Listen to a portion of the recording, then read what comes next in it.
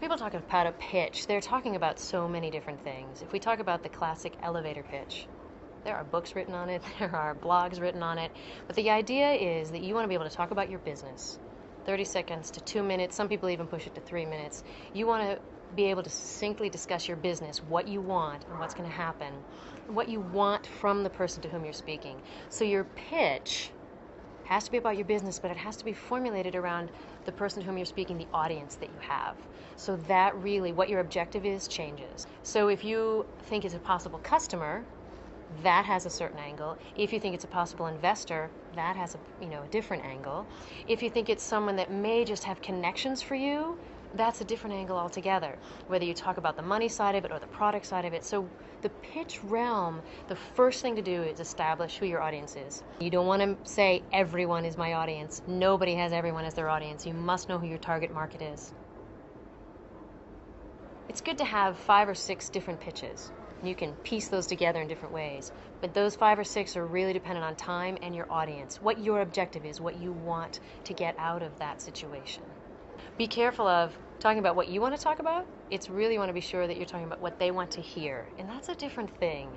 And with a business owner, you want to make sure that I'm giving you the information you need.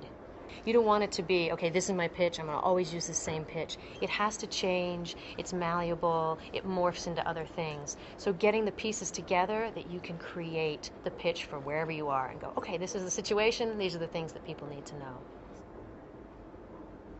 First thing is being absolutely authentic, and I think everybody will talk about that. Really knowing who you are. Don't try and be anybody else. Don't try and say, oh, I'm going to present like someone else. Be who you are, and that truthfulness will come through. Business owners need to be just really upfront. It's also really important that you can talk about what you do clearly, meaning after I'm finished talking, you need to know what I do, what sets you apart, why you're different from your competition.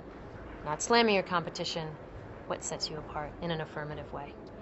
You want to have some way of establishing your credibility. Why do you have this business? We need to know that.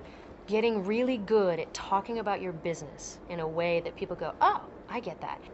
To be warmed up, have your voice ready, your body ready for a pitch, for any public speaking situation.